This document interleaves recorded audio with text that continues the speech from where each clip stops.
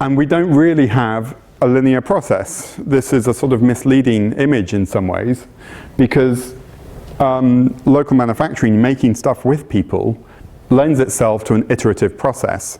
So we do assess, design, make a couple of times in a couple of hours. You go from identifying a problem that someone's having to, potentially a 3D printed object with a prototype stage in between very quickly. And then we share our designs, we publish them openly, we deliver training courses, and then we come and do talks like this to try and encourage people to change the world. This is Addie, and she's in an evacuation. The building behind is an evacuation center for the Ambai earthquake in Vanuatu, Ambai volcano in Vanuatu. Ambai is an island in the Pacific Ocean, part of the network of islands that make up the country of Vanuatu.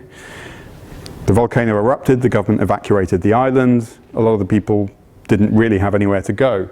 This was a recently Chinese-built, as yet unused cruise ship terminal. Just imagine like an empty airport terminal, but no furniture whatsoever.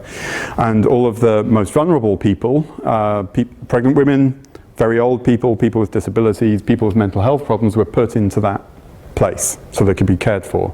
The problem is it didn't have any furniture. The aid agencies were trying to procure furniture, which meant shipping beds from China, $180 a pop. It was never going to happen. Addie walked down to the local hardware store 600 meters away. Can we borrow some materials? I mean, in the end, we literally just borrowed them. We did a bit of prototyping, bit of consultation. What we realized was they didn't actually want beds. That was the wrong specification to be designing a solution for.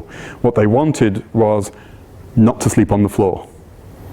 So we actually just borrowed planks of wood, plywood and some concrete blocks, and then put these battens up with these blankets. They were only there for 6 weeks.